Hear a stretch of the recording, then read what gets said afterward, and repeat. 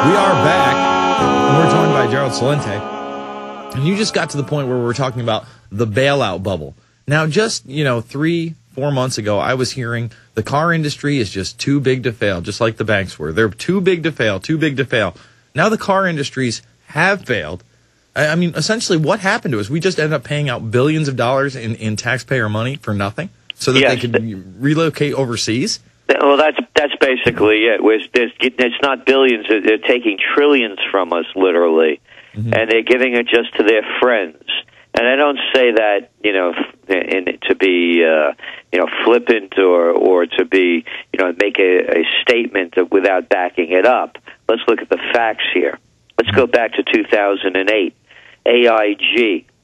In September, we had a bailout AIG. We heard the Federal Reserve Chairman actually state it again on 60 Minutes this past week that it was necessary to do, and the commentator asked why.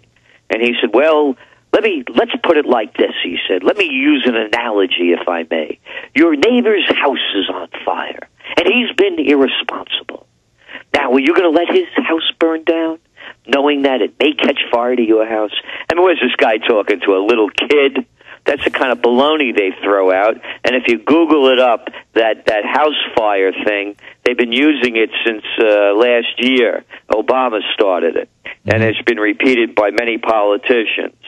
So now and the whole world economy was going to collapse, remember. They said if we didn't bail out AIG, and you heard it again right out of the Fed chairman's mouth this past Sunday. Well, where did the money go? Well, they won't tell us, but they told us a little bit. $12 billion, for example, went to Deutsche Bank. $13 billion went to Goldman Sachs. Well, Deutsche Bank, they have $2.5 trillion worth of assets. You tell me, Jason, what $12 billion difference meant to Deutsche Bank. It meant executive compensation. It meant profits for them. Same thing with Goldman Sachs. Oh, they're not allowed to lose money? And who were the people with the AIG bailout? Well, Henry Paulson as the Treasury Secretary under Bush. And where was he from? Oh, he was the CEO of Goldman Sachs. And who sat in on that meeting in September with Treasury and the Federal Reserve? The only person outside the government and the Federal Reserve? Oh, Lloyd Blankfein, the CEO of Goldman Sachs. We covered their bets totally, $13 billion worth of losses. So what they're doing is they're killing entrepreneurship in the United States.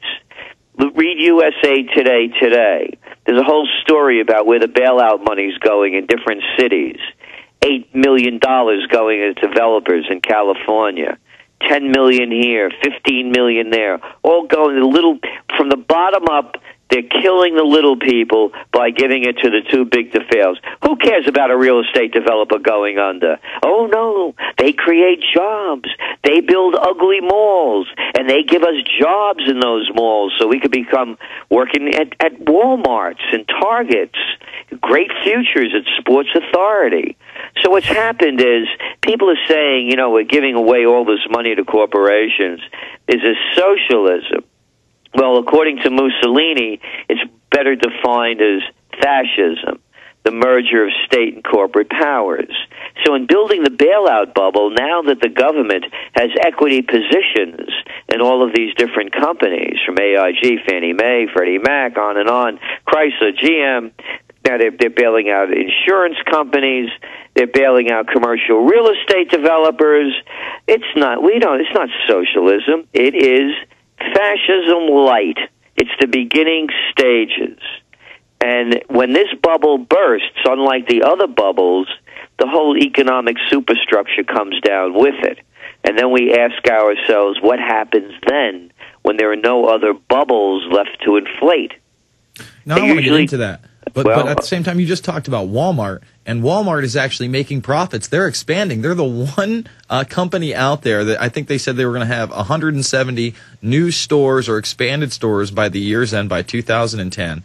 And then they also just hired another 22,000 people last month. Meanwhile, the country has 345,000 losses in jobs, if you believe the official numbers. It's insane to me that people do not see the correlation with the economy going down and Walmart rising up as literally the economic power of a slave state.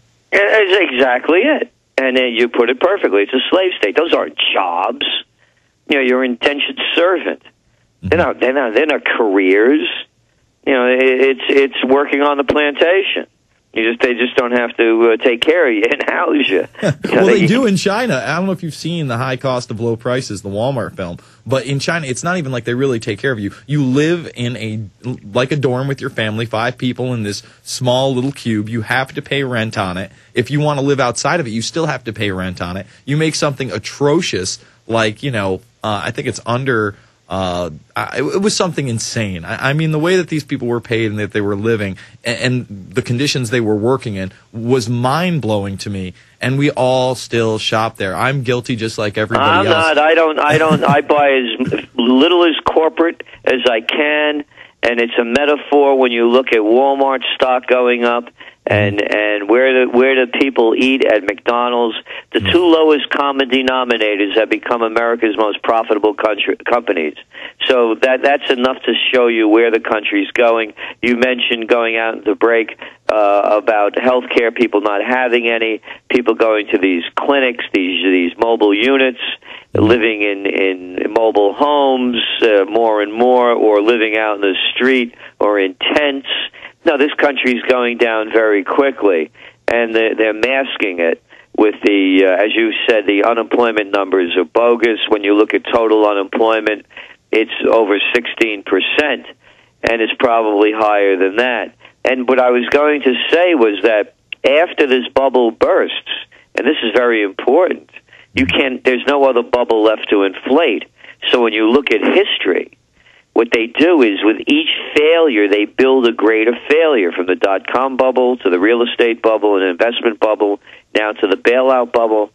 After that, it's usually war. So do you think there'll be an expansion in the Middle East, or are we going to see a civil war in this country? I mean, what are your predictions there? Well, there's expansion going on right now with Pakistan.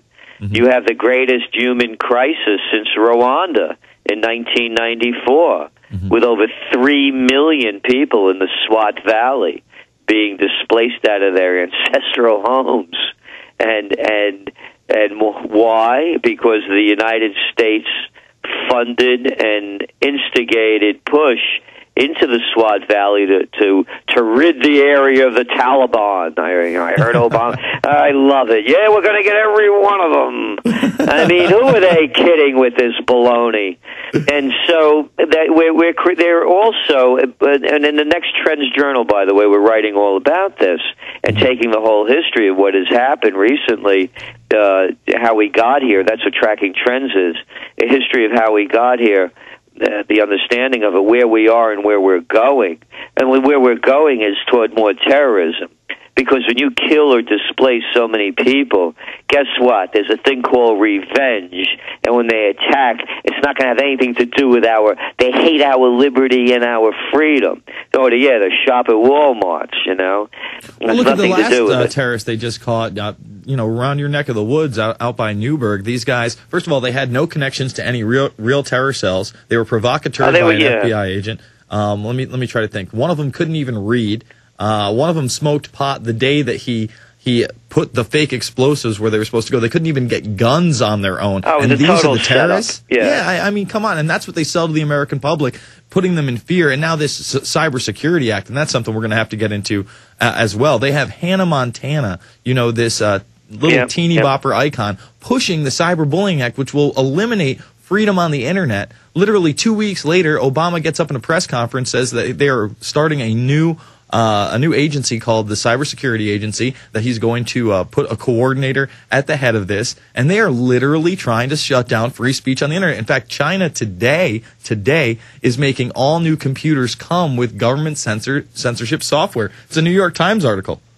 Well, again, it's what Mussolini called fascism, and right now we're into the stages of fascism light. So they're going to get us into some kind of a war, it appears. They're moving in that direction because when all else fails, there's always war, as we've seen before with George Bush. And we'll see it again, but at a bigger level this time. So those are our major concerns. As far as swine flu, well, whether it's SARS,